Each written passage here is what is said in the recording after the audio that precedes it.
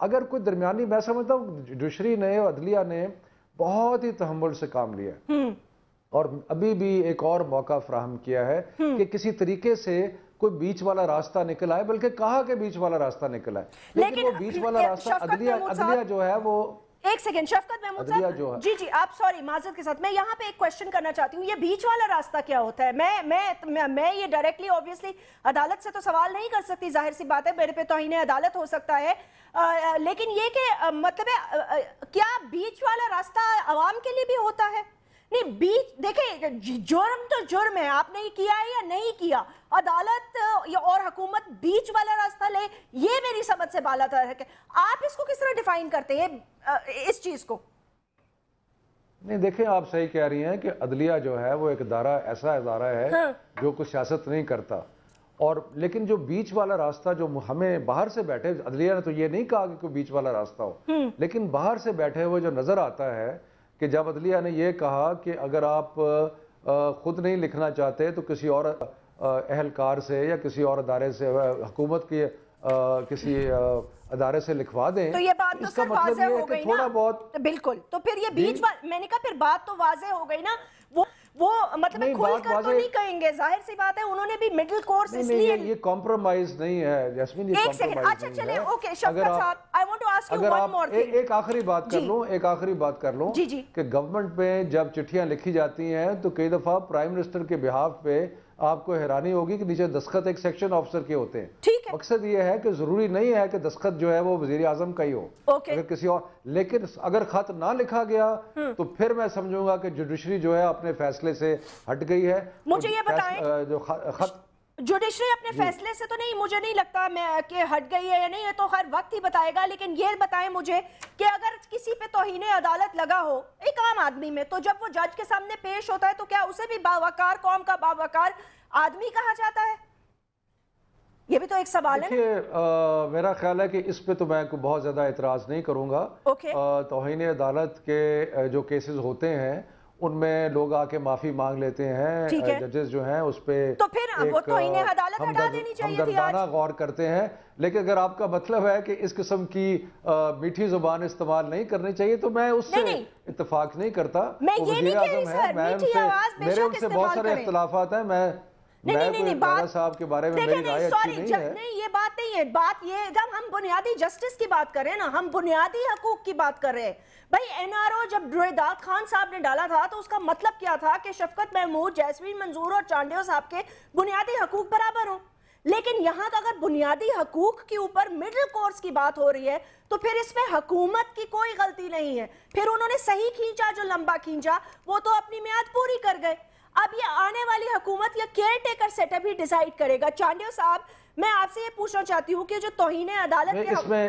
اس بات کا ایک بات میں جواب دے لوں چھوٹا سا، دیکھیں مجھے عدلیہ کے بہت سارے جو انتظامی نوعیت کے فیصلے ہیں ان پہ بہت سارا اعتراض ہو سکتا ہے اور ہے، ٹھیک ہے، لیکن اس کے بارے میں تو دو رائے نہیں ہے کہ جو جوڈیشری نے ایک کنسسٹنٹ سٹینڈ لیا ہے کہ جو این آر او کا فیصلہ ہے اس پہ عمل درآمد ہو، اس کے بارے میں تو کوئی دو رائے نہیں ہو سکتی۔ نہیں اس کے بارے میں دو رائے نہیں ہے، I'm not saying کہ دو رائے ہے، بٹ دو وزیر اعظم کے ساتھ دو مختلف طریقے سے پیش سے بھی دیکھیں نا، میں پاسٹ کی چیزیں نہیں دہرانا چاہتی، بٹ یہ بھی تو حقیقت ہے نا کہ کہا گیا تم امین بھی نہیں ہو، صادق بھی نہیں ہو، مطلب ہے خراب آدمی ہو، مطلب ہے you're not even a good person، Gilani صاحب کے بارے میں کہا گیا، تو آج جس پہ توہین عدالت لگا ہے اس کو کہا ہے کہ آپ باوقار بھی ہیں، تو میری سمجھ سے یہ بالاتر ہے کہ مڈل کورس کیا ہوتا ہے اور ججمنٹ ڈبل سٹینڈرڈز کیسے رکھتی ہے۔ میں چانڈیو صاحب آپ سے یہ سوال کرنا چاہتی ہوں، بہت سارے لوگ یہ کہہ رہے ہیں کہ آپ گڈ کاپ بیڈ کاپ کھیلتے ہیں، یعنی کہ کچھ لوگ احترام کرتے ہیں اور کچھ لوگ تحفظات کا اظہار کرتے ہیں اور کچھ لوگ شدید تنقید کرتے ہیں،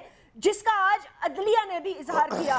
ججوں نے کہا ہمیں لگتا ہے کہ ہمارے علاوہ سب کو قانون معلوم ہے، تو ایسا کیوں ہے کہ آپ لوگوں نے یہ جو پہلے سٹینڈ لیا تھا کہ ٹی پروگرامز پہ، ٹاک شوز میں، دیگر جگہ بہت تنقید کی آپ نے ان کے فیصلوں پر اور ان پر؟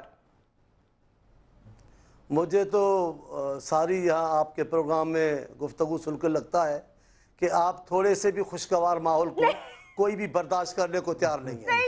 آپ ساری سن لیں، اب آپ سن لیں، جیسمین سن لیں، شکیل اوان صاحب کو تو میں کچھ نہیں کہہ سکتا، وہ میرے بھائی ہیں، جلی بنی باتیں ہیں، ان کی بے چینیاں بڑھ گئی ہیں، थोड़ी सी मुरवत देखी है हुकूमत की और वो परेशान हो गए कि पता नहीं क्या होगा।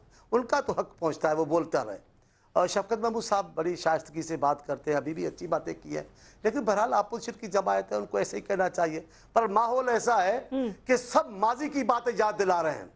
अवान साहब याद नहीं दिलाते कि आदमी लेकर चीफ जस्टिस को भागने पे मजबूर किया था, उस पर माफी याद नहीं आई है।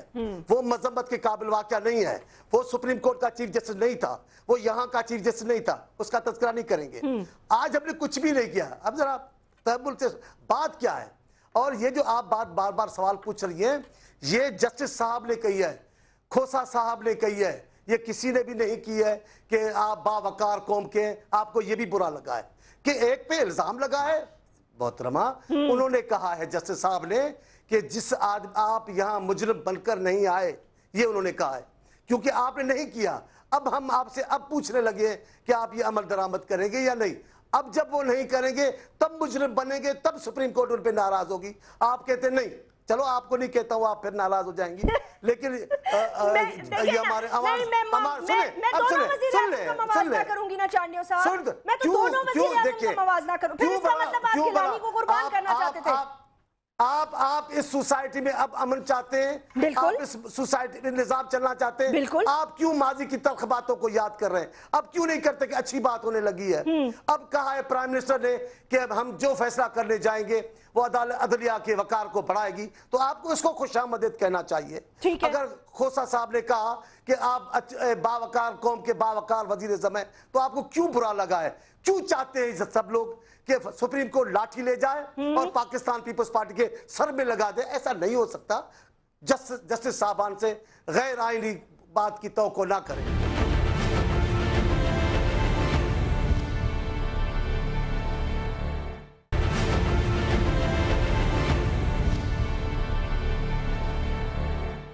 Welcome back. अच्छा सुनने, मंजूर वसान साहब ने कहा है जी निगरान वज़ीर-ए-आज़म 18 फरवरी को आ जाएगा, निगरान हुकूमत भी आ जाएगी और इलेक्शन जो है वो 4 अप्रैल से हो जाएंगे। ये उन्होंने कहा मैंने ख्वाब देखा है। तो सब कुछ तो ठीक चल रहा है, फिर क्या मसला है? मुझे जहां तक मंजूर वसान साहब का कहना है जी, आप मुझसे बखाते जी जी जी, जहां तक मंजूर वसान साहब का कहना है वो मैंने सुना भी है और टेलीविजन पे देखा भी है, मीडिया पे जी। इनके कहने का कोई खास इसलिए कोई इस पे ज़्यादा उम्मीद नहीं बांधी जा सकती कि ये कहने के बाद, ये सिर्फ कहने की हद तक नहीं, ये बूरबन में बैठकर जब मुआहदा भी करते हैं तो जब इसमें कहा जाता है कि हम अदल बहाल कर देंगे हुकूमत फौरन मिलने के बाद, तो फिर उसके बाद ये यही कहा करते हैं, इन्हीं के मुंह के अल्फाज होते हैं कि ये जो वादे और मुआहदे होते हैं ये कुरान और हदीस नहीं हुआ करते। उन्होंने तो खाली चंद अल्फाज बोले हैं, उनके अल्फाज से या उनकी सदायगी से कोई इतनी ज़्यादा उम्मीद बांध लेना मैं नहीं समझता कि कोई किसी शख्स से उम्मीद बांधी होगी। मैं आपकी इन्होंने सुप्रीम कोर्ट के हवाले से अभी एक मेरी ज़ात के हवाले से, मेरी जमात के हवाले से ब्लेम किया था। मैं मुख्तसरन से 2 लफ्ज़ कहना चाहूँगा कि उन्होंने दुरुस्त कहा कि सुप्रीम कोर्ट के अभी उन्होंने कहा था कि एतजाज़ हसन साहब के हवाले से बात हुई थी, उन्होंने कहा था बड़ा उनका एहतराम है और कोई शक नहीं है कि इन्हें एहतराम करना भी चाहिए, इनकी पार्टी के सीनियर रहनुमा है। उनके एक अल्फाज इन्हें याद करवाना चाहता हूँ कि सुप्रीम कोर्ट के हमले के बारे में जब उनसे पूछा गया था तो उन्होंने कहा था कि मुझे और तो नहीं कुछ याद, मुझे इतना ज़रूर याद है कि ये बसेस जो हैं, ये बसें गुजरात से भर के आई थी और वो गुजरात वाले आज डिप्टी प्राइम वज़ीर-ए-आज़म है और वो कातिल लीग आज इनकी कोलिशन पार्टनर है। तो इन्हें यह भी मलूज़ खातर रखना चाहिए कि सुप्रीम कोर्ट की आप जो लड़ाई लड़ रहे हैं शायद वो आपको पार्टनर ही आपको उधर धकेल रहे हैं जो कल तक उस हमले में मुलव्वस थे। और मैं ये गुजारिश कर दूं कि आज अगर बेहतरी माहौल था, इसमें कोई शक नहीं है कि आज मीडिया पर सुनने के बाद शायद एक उम्मीद बांधनी चाहिए, लेकिन उस उम्मीद के साथ साथ मैं एक गुजारिश कर दूं जो कि कौम उम्मीद बांधने को तैयार नहीं है। बार बार बात होती है दरमियानी रास्ते की, दरमियानी रास्ते के बारे से गुजारिश कर दूं कि 16 दिसंबर 2009 को जो फैसला आया था उसकी रूह के मुताबिक अमल करना पड़ेगा, कोई और दरमियानी रास्ता नहीं है। दरमियानी रास्ता यही है कि जो तफसीली फैसला है उसके मुताबिक आपको खत लिखना है, वो वज़ीर-ए-आज़म साहब लिखें या वो किसी को अथॉरिटी दे दें वो लिख दे। और मैं कहता ये हूं, जिससे इन्हें बुरा लगता है ये कहते शायद हमें तकलीफ है, हर उस शख्स को तकलीफ है 18 करोड़ आवाम में जो इस मुल्क का, इस कौम का दर्द रखता है। देखिए ये कौम की अमानत है वहां पे पड़ी हुई, और उसके बारे में अगर खत लिख दिया जाए और अगर ये वजाहत फिर साथ की जाए कि वो खत शायद इसलिए लिखा जा रहा कि वहां कुछ मिलेगा नहीं, खत लिखने के बाद सब कुछ वहां खाली होगा अकाउंट में, तो इनसे मैं नहीं समझता कि चांदी सबको नाराज होना चाहिए। मुझे ये बताएं शकील अमान साहब, मैं एक बात आपसे ये करना चाहती हूँ, मैं मेरी बिल्कुल एक तीनों गेस्ट से मैं ये पूछना चाहती हूँ, یہ سوائے اس 60 کروڑ کے اور کوئی نہیں ہے ادھر سوئٹزرلینڈ میں پیسہ کسی اور پاکستانی کا پڑا یا کسی اور کا پڑا. یہ 60 کروڑ تو اب ٹرپل ہو کے پتہ نہیں 149 کروڑ ہو گئے ہوں گے. یہ 60 کروڑ روپے پہ ہماری یہ سوئی کیوں اٹک گئی ہے؟ اس سے زیادہ کرپشن تو پاکستان میں پکڑی گئی ہے ابھی پچھلے 4 سالوں میں. جی ایک کریکشن میں گزارش کروں اس میں کہ اس میں قطن یہ نہیں لکھا ہوا کہ شکیل صاحب ایک منٹ شکیل صاحب میں ایک کریکشن کرنا چاہتا ہوں. شکیل صاحب نے جو بات کی ہے اس سے مجھے بڑا افسوس ہوا ہے. انہوں نے کہا کہ جی وہ بسیں جو تھیں وہ گجرات سے آئی تھیں جنہوں نے سپریم کورٹ پہ حملہ کیا. اس وقت گجرات کے جو صاحبان تھے نہیں آپ چلے اعتراض نے کہہ دیا لیکن جو گجرات کے صاحبان تھے اس وقت سینئر لیڈرز تھے پی ایم ایل این کے. اور کیا وہ یہ کہہ رہے ہیں کہ جی اس وقت جو ان کے سینئر لیڈرز تھے اگر اس پہ بھی الزام لگا رہے ہیں تو کیا اس سے یہ بری زمہ ہو گیا؟ میں نے جس حوالے سے بات کی ہے کہ تاریخ کو اگر یہ کوٹ کر رہے ہیں مجھے تاریخ کو نا شفقت صاحب یہ مجھے کوٹ کر رہے ہیں میں نے گزارش کر رہا ہوں کہ وہ آج آپ کے ساتھ بیٹھے ہوئے ہیں جنہیں آپ نے کل تک قاتل لیگ کا استعمال ایک سیکنڈ استعمال تو آپ نے کیا نا شکیل امان صاحب. آپ کے ہوم منسٹر تھے شجاعت صاحب ان کے ساتھ بیٹھے ہوئے ہیں. میں نے اعتزاز حسن صاحب کے الفاظ یاد کروا رہا ہوں. اور بھائی اعتزاز حسن تو اور بھی بہت کچھ بول چکے ہیں صدر مملکت کے بارے میں پھر وہ یاد کر رہے ہیں کیا؟ گزارش سن لیں پھر دیکھ لیں کہ جو لوگ اس میں شامل تھے وہ پنش ہوئے ان کو سپریم کورٹ سے سزا ہوئی وہ الیکشن نہیں لڑ سکے. ہم نے کبھی عدل سے منہ نہیں چرایا. ہم نے کبھی جو لوگ اس میں شامل تھے وہ تو سپریم کورٹ میں ان کی ہیئرنگ ہوئی ان کو تو پنش کیا گیا. اور آج میں یہ پوچھتا ہوں کہ اس کا یہ جواب ہے کہ قوم جب یہ طلب کرتی ہے قوم کی خواہش ہے کہ خط کیوں نہیں لکھا جا رہا یا تو قوم کو بتایا جائے کہ خط لکھنے سے اس ملک اور قوم کا کیا نقصان ہے. مجھے یہ بتا دیں یہ قوم کی خواہش ہے میں تو کہتی ہوں اس پہ ایک ریفرینڈم ہو جانا چاہیے. دیکھیں عدالت کا معاملہ الگ سر آنکھوں پر اس پر بحث کرتے ہیں. یہ قوم کا یہی مسئلہ ہے یار خط. چلے میری بات سن لیں. اب بات یہ ہے شفقت صاحب معاف کیجئے شفقت صاحب معاف کیجئے گا وہ غصے کہہ دیے نام انہوں نے لے لیا نام لیا انہوں نے تب میں بات کر ورنہ میں آپ کے بیچ میں نہیں بولتا. تو پہلی بات تو یہ کہ شکیل صاحب بڑے سمجھداری کی بات کرتے ہیں بڑے اچھے آدمی ہیں میرے بھائی ہیں لیکن آج ذرا حد سے زیادہ پریشان ہیں بہت پریشان بہت. یہ بڑے وقار کی بات کرتے ہیں. یہ جو ڈانسیں کر رہے تھے اور بلے بلے کر رہے تھے اسمبلی میں وہ میں نے دیکھی تھی سب وقار تھا پارلیمنٹری وقار تھا آپ کا. اور کیا بات ہے جی بڑا وقار ہے تھوڑا تو جو انہوں نے اسمبلی میں کیا. اب دوسری بات سنیں میری یہ کہتے ہیں جھوٹ بولا ہے انہوں نے. میں کہتا ہوں ہم نے جھوٹ بولا ہے. آپ نے 18 کروڑ عوام سے جھوٹ بولا. ہم نے کوئی معاہدہ کیا ہے تو لے آؤ معاہدہ کیا ہے تو لے آؤ. او جی وہ آ گیا معاہدہ. اچھائی تو یہ ہے اچھا کریکٹر تو یہ ہے کہ کہو میرا جھوٹ کھل گیا ہے لہذا میں دستبردار ہوتا ہوں سیاست سے. آپ نے ایسا نہیں کیا. آپ نے کیا کہا اچھا 10 سال ہے میں تو سمجھا 5 سال ہے. ایسی باتیں نہ بولو. اب آپ سن لیں میں جانتا ہوں آپ سن لیں اب سن لیں سنائیں کے بیچ میں نہیں بولتا لیکن قوم یہ بھی سننا چاہتی ہے خط لکھیں گے. اور میں آپ کو سن رہا ہوں آپ سنیں ذرا. پھر کہا اچھا قائد ہے قوم کا جو ناؤ نکال کے لے جائے گا اس نے پیپر پڑھے ہی نہیں کہ 10 سال ہے یا 5 سال ہے. اب اتنے جھوٹ بولے. اور نمبر 2 یہ کتنی شفقت محمود صاحب نے اچھی بات کی وہ میں سوچ کے بیٹھا تھا. آج اگر میں غلطی کروں گا تو میرا ہوگا. آپ پارٹی کی قیادت کو بات نہیں کریں گے. میاں صاحب نہیں تھے چودھری تھے گجرات کے.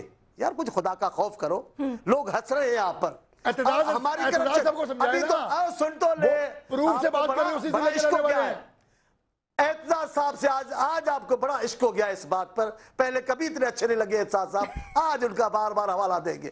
اور دوسری بات ہماری کل تک قاتل لیگ کا تھا آپ نے سن تو لے ماضی گزر گیا. ہم نے تو ضیاء الحق کے روحانی بیٹے سے بھی آپ کے قائد سے بھی معاہدہ کیا ہے. آپ کہاں بات کرتے ہیں بھٹو کے قاتل کے روحانی بیٹے جس نے کہا میں ضیاء الحق کا ایوب خان صاحب کے روحانی بیٹے کے پیروکار ہیں آپ بھی.